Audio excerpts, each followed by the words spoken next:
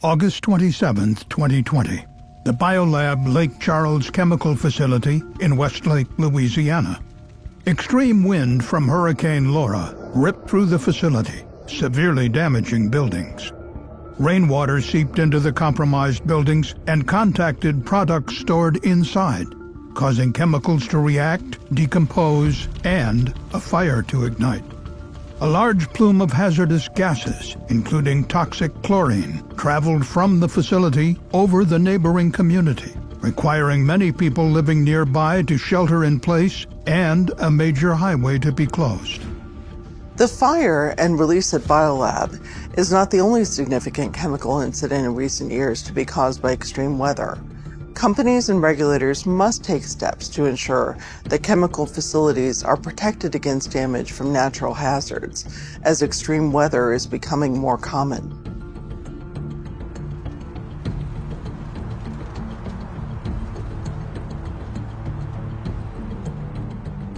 The Biolab Lake Charles facility manufactures and supplies water care products for pools and spas. One of the materials produced at the facility is a formulation comprised primarily of the chemical TCCA.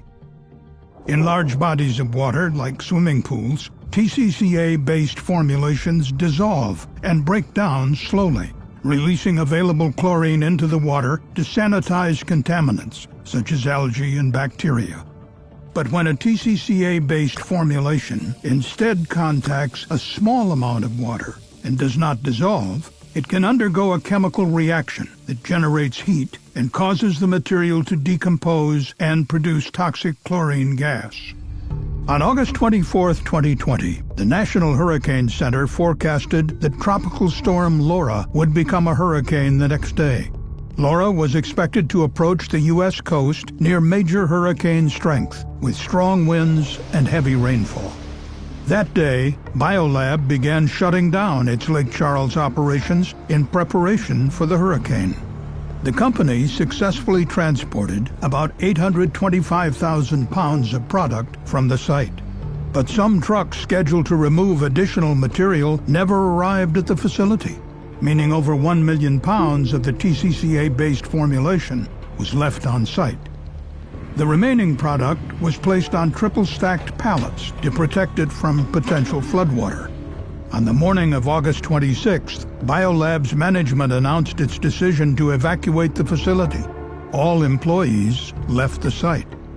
At 1 a.m. on August 27th, Hurricane Laura made landfall in southwest Louisiana as a Category 4 hurricane, with maximum sustained winds reaching 150 miles per hour. The storm dumped huge amounts of rain, with some areas of southwestern Louisiana getting as much as 12 inches. Strong hurricane winds ripped off portions of the roof that covered Biolab's Plant 4 production building, which housed an estimated 70,000 to 100,000 pounds of TCCA-based formulation. Because of damage to Plant 4's roof, rainwater contacted the product stored inside. By 8:30 a.m., the material began to react. It generated heat and decomposed, releasing toxic chlorine gas. Heat from the reaction and decomposition caused a fire to erupt in the building. A massive toxic gas and smoke plume traveled over the local community toward Interstate 10. Emergency responders closed Interstate 10 near the facility and requested a shelter-in-place order be issued for nearby residents. The fire grew quickly, ultimately destroying the Plant 4 process building and its equipment. Later in the afternoon, around 5:30 p.m., white chemical clouds were seen emerging from another building at the facility. The building, a warehouse that contained over 1 million pounds of the TCCA-based formulation, had also sustained severe damage to portions of its roof. Emergency responders worked to reduce and control the chemical release. By 2:30 p.m. the following day, events at the Biolab facility were deemed sufficiently controlled. After being closed for 28 hours, Interstate 10 was reopened and the shelter-in-place order was lifted. Thankfully, no injuries were reported as a result of the incidents. The Chemical Safety Board launched an investigation into the fire and release at BioLab and found that 5 safety issues contributed to the incident. They are extreme weather preparation, process hazard analyses implementation, emergency preparedness and response, adherence to applicable hazardous materials code, and regulatory coverage of reactive chemical hazards.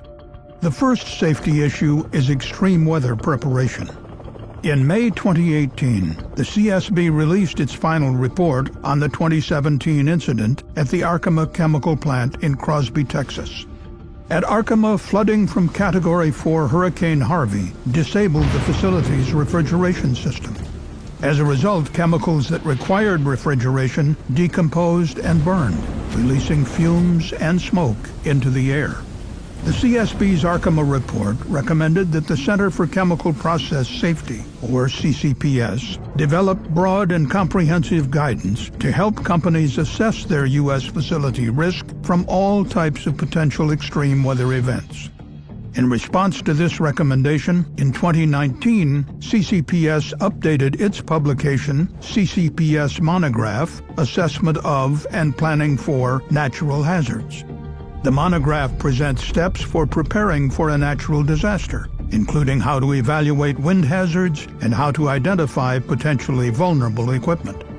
But the CSB found that BioLab did not adequately implement the updated CCPS guidance at its Lake Charles facility.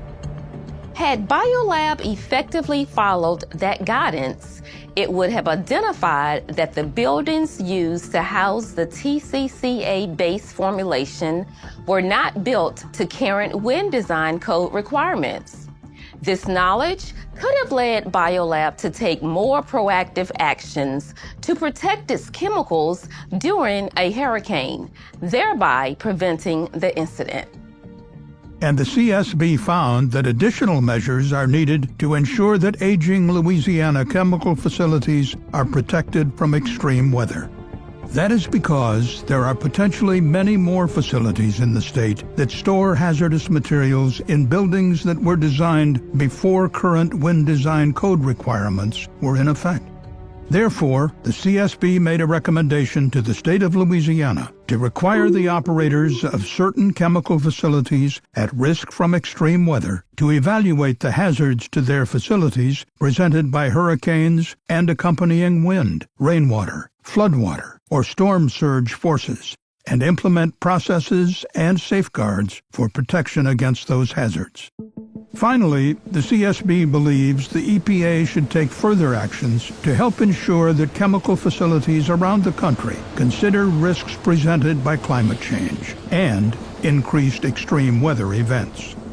These actions were outlined as recommendations made to the EPA by the Government Accountability Office, or GAO. In its report, Chemical Accident Prevention, EPA should ensure regulated facilities consider risk from climate change. For example, the GAO calls on the EPA to produce guidance that requires covered facilities to incorporate hazards from climate change into their risk management plans, assess the risk of climate change during inspections, and increase inspection of facilities located within vulnerable communities. The EPA has yet to act on the majority of the GAO's report. Therefore, the CSB made a recommendation to the EPA to implement the remaining recommendations made to the EPA in the Government Accountability Office's report. The second safety issue identified at BioLab is process hazard analyses implementation. The CSB learned that TCCA is not covered by the OSHA Process Safety Management, or PSM, regulation. However, the BioLab Lake Charles facility voluntarily adopted some aspects of PSM. For instance, the company performed limited process hazard analyses, or PHAs, in 2010 and in 2016, before the incident. During the 2010 PHA, the potential hazard of warehouse product decomposition was identified, with a potential cause of warehouse roof failure due to natural disasters such as hurricanes or tornadoes. The PHA team recommended that the site consider evaluating warehouse roof structure for hurricane conditions and verify warehouses built to withstand high winds. But the CSB found there was no documentation that such an evaluation ever took place. Had BioLab implemented its 2010 PHA recommendation, it could have identified that the facility buildings were susceptible to damage from hurricane-strength winds. This may have led to BioLab implementing controls to prevent the TCCA base formulation from being exposed to hurricane rainwater.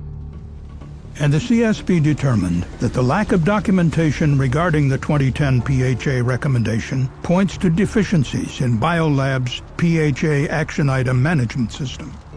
Companies should ensure that PHA recommendations are assigned to appropriate personnel with a deadline for initial evaluation. The rationale for recommendation modification or rejection must be documented, and the status of all action items or recommendations should be tracked until completion. Such a process ensures that findings and recommendations from PHAs are effectively acted upon and appropriately managed. The third safety issue found at BioLab Lake Charles is emergency preparedness and response. The CSB found that BioLab relied on hose stations, fire hydrants, and monitors in the event of an emergency.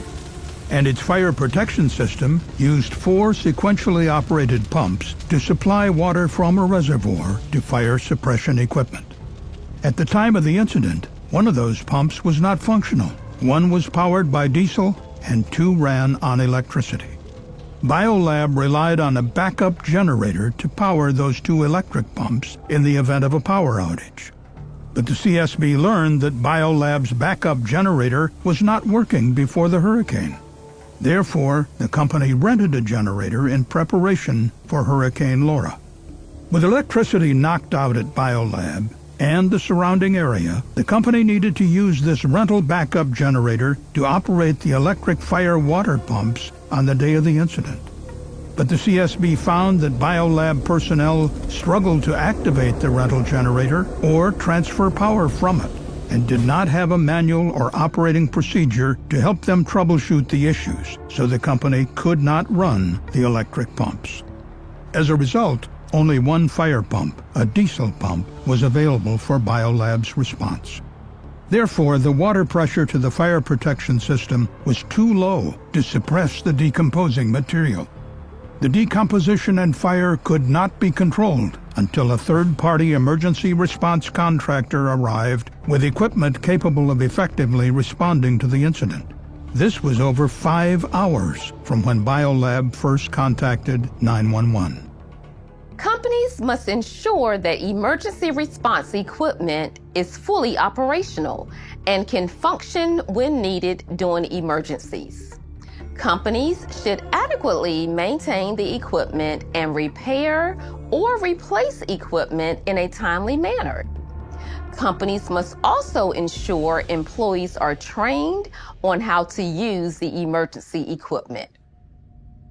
The fourth safety issue that CSB highlights in its report is adherence to applicable hazardous materials codes.